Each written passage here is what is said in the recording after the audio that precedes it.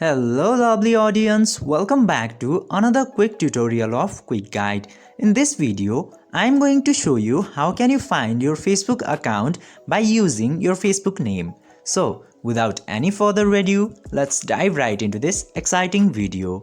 Step 1. Open your Facebook application.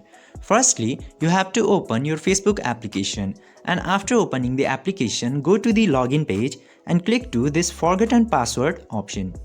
Step 2. Search the name.